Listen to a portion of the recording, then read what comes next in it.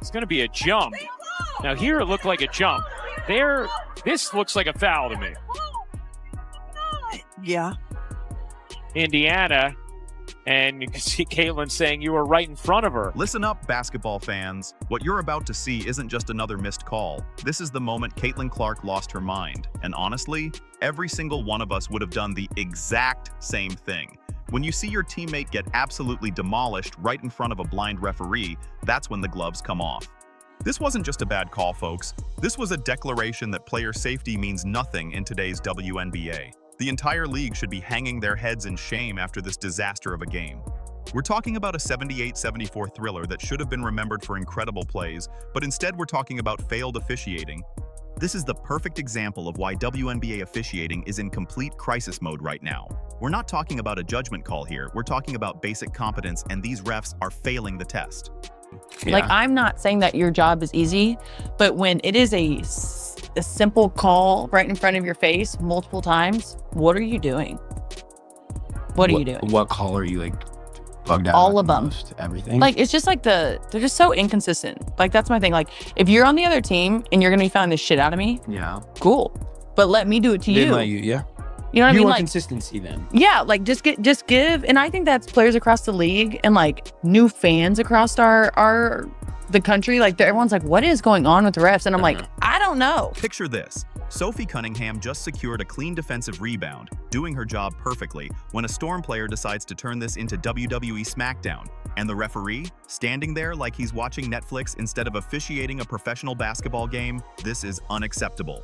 Now, am I ever advocating for players to throw other players on the ground? No, like we've seen so much of it throughout the WNBA. He watches this happen right in front of him. There's so much contact on the play and he does nothing. He doesn't blow his whistle. He doesn't stop the play. He doesn't call a foul here. And now here's where it gets real. Caitlin Clark sitting on that bench for 7 straight games with her injury, watching her teammate get brutalized. She's reached her breaking point. And honestly, who could blame her? This is where leadership shows up.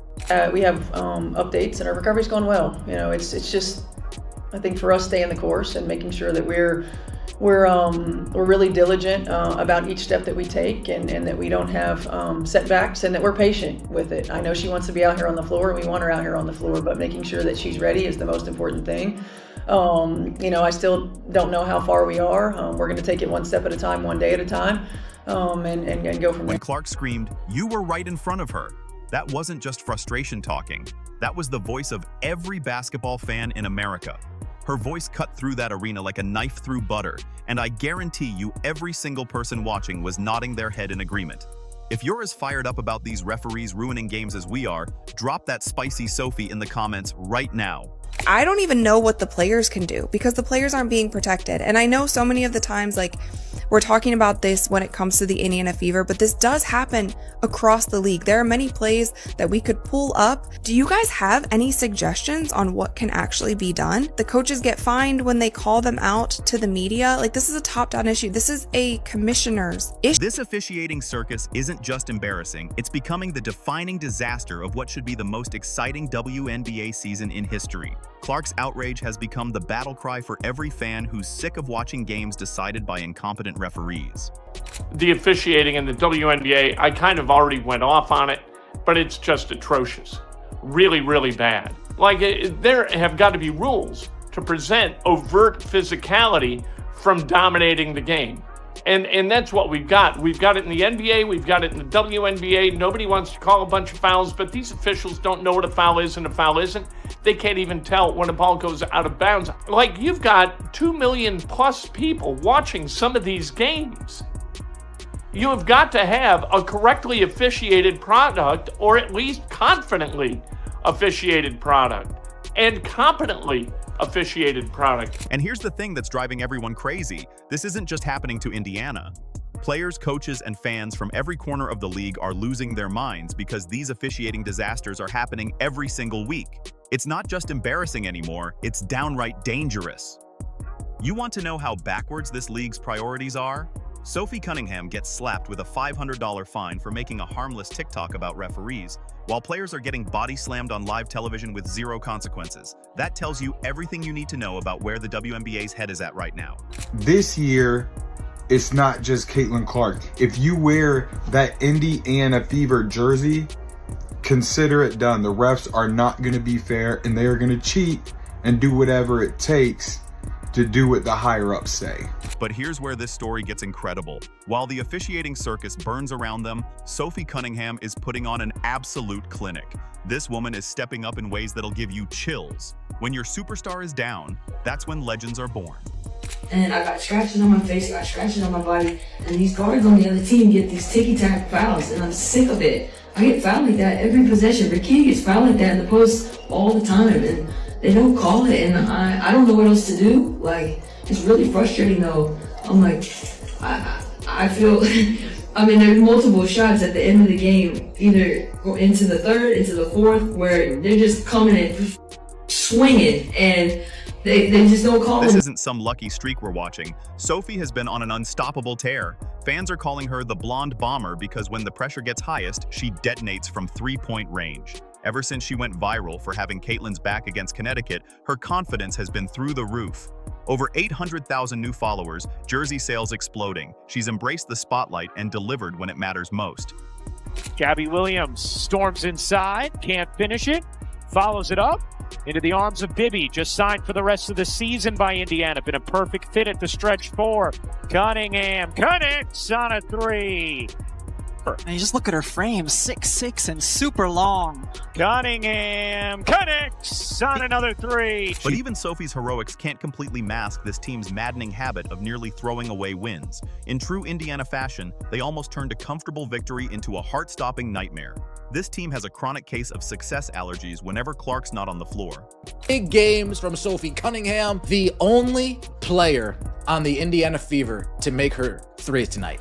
The Indiana Fever were 4 of 21 from downtown, and Sophie Cunningham hit all 4 of those threes. 17 points, and the difference between this and the Lynx game, which was Sophie Cunningham's last really good breakout game, this wasn't late. This was, oh, we're struggling offensively, somebody needs to come through, and Sophie Cunningham came through for us. The Fever were absolutely cruising 55-42 in the third quarter. Sophie's shots were falling, everything looked perfect, and then the wheels completely fell off. Seattle went on a 10-2 run, and suddenly this stress-free win became a nail-biting thriller. It's like this team gets allergic to success the moment Clark sits down. Sophie the blonde bomber, Sophie the trophy, lit it up again tonight. Man, she has been nothing short of spectacular as of late. 5 of 6 from the floor, 4 of 5 from 3, 3 for 4 from the free throw line, 17 points, 2 assists, 5 rebounds. Sophie, the blonde bomber, has been on fire. Sophie stepped it up in a big time way. That is what you need. When your best player is out, you need the ancillary pieces to step up and deliver. And that is what Sophie Cunningham has been doing for. And unfortunately, Kelsey Mitchell picked the worst possible night to go ice cold. Watching her shoot was like watching someone try to play piano with boxing gloves on. 3 for 16 from the field, 0 for 8 from 3. That's not just a bad night. That's a disaster when your team needs every bucket. Thank God for Aaliyah Boston. When everything was falling apart, AB stepped up like the warrior she is. 6th straight double-double, 16 points, 12 boards, but it was that personal 9-point run in the fourth quarter that literally saved this game. When chaos strikes, champions respond. The Fever did everything possible to blow a game, but still come out with the win. That was a near epic level collapse, folks. Wow, it should have never gotten that close.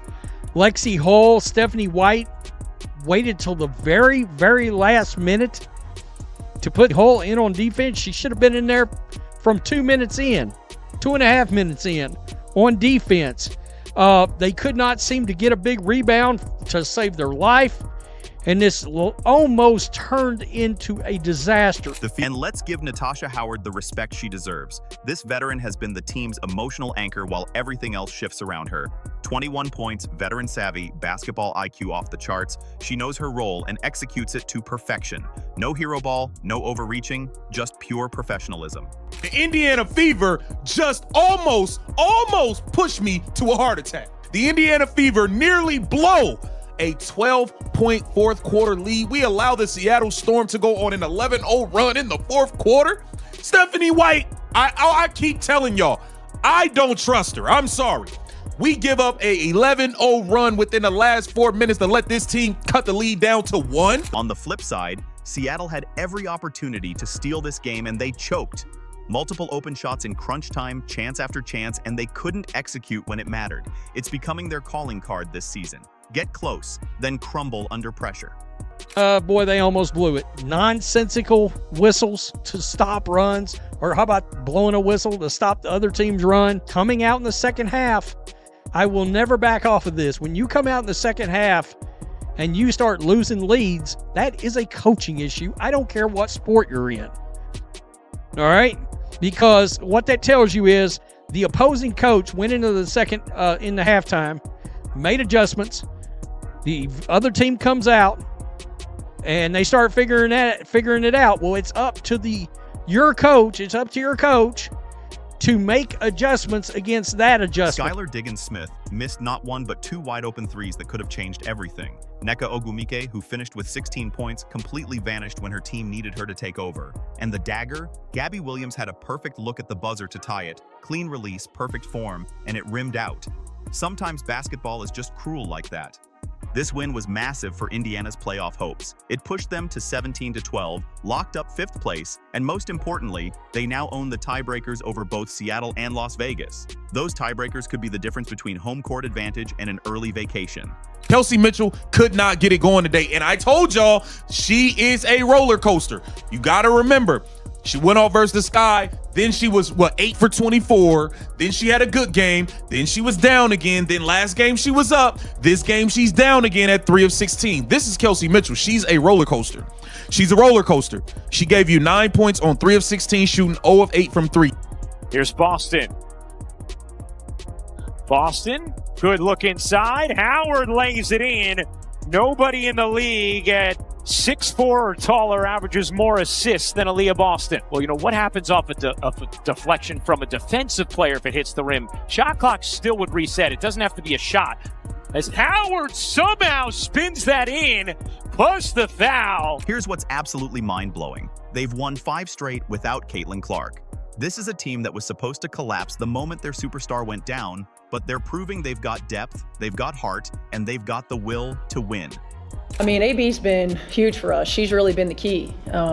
She came into this league predominantly playing on the low block, getting a lot of post touches when she was in college and her rookie year. And then, last year, her first year with Caitlin, playing a lot in the 2-man. And then this year, we're asking her to be a facilitator as well. A hub for us on the offensive end of the floor while being more versatile on the defensive end than she probably has ever been. And she's just continued to step up to the challenge and grow and be better. She's really the rock of our team. But the elephant in the room remains. When is Caitlin Clark coming back? She showed up in full game gear, shorts, sneakers, looking ready to go, then never suited up. Is this extra caution or is there more going on? With playoffs approaching, every single day matters. Players looking like they need a breather. Yes. Cunningham lays it in, going backdoor on Diggins. Well, what happens off a deflection from a defensive player if it hits the rim? Shot clock still would reset. It doesn't have to be a shot. As Howard somehow spins that in, plus the foul. You see her cutting through the lanes. Skylar Diggins is inside, so she's the one left to take the Howard cut. What a tough shot by Natasha Howard. And in the Wild Wild West, it's pure madness. The playoff race is so tight that one bad week could send you tumbling out of contention. Every possession matters, every tiebreaker counts, and every referee call could swing an entire season. I'm really proud of you guys. There were so many ways in a close game and in game situation where we grew today that were huge for us, y'all. That will pay dividends. So great job. I'm proud of you guys.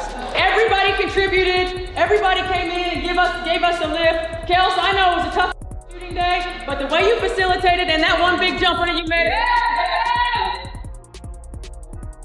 Right. We dug in and got stops when we needed to. I mean, big time win, y'all. Big time win. Which brings us back to the crisis that started this whole mess. WNBA officiating has hit rock bottom. This isn't being dramatic, this is reality. The league is being dragged down by refs who are clearly not up for the job. That's a PNW win! W's in the chat. W's in the chat. Oh my gosh. That one just aged me, but we're getting better. Shoot, good win.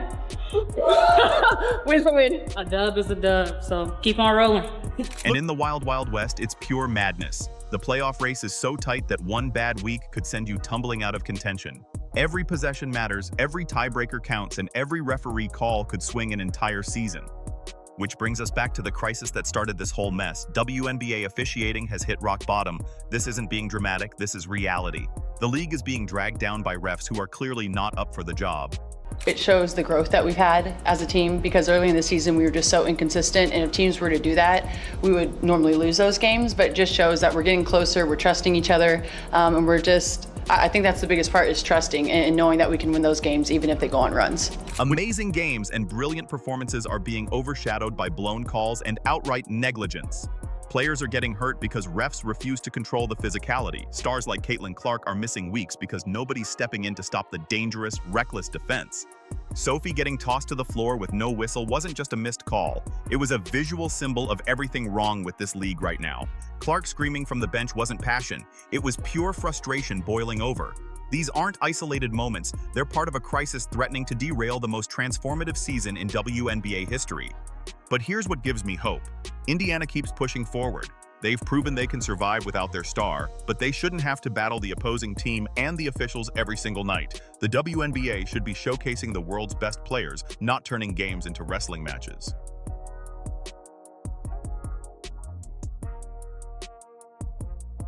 It's been a lot of ups and downs in the WNBA this season. To take care of business in a winning streak like this, what does that sort of say about how this team's come together? Yeah, Seattle's a great team, great team, and it's hard to play here. And so we knew that. We knew that they just came off kind of a bad loss against LA.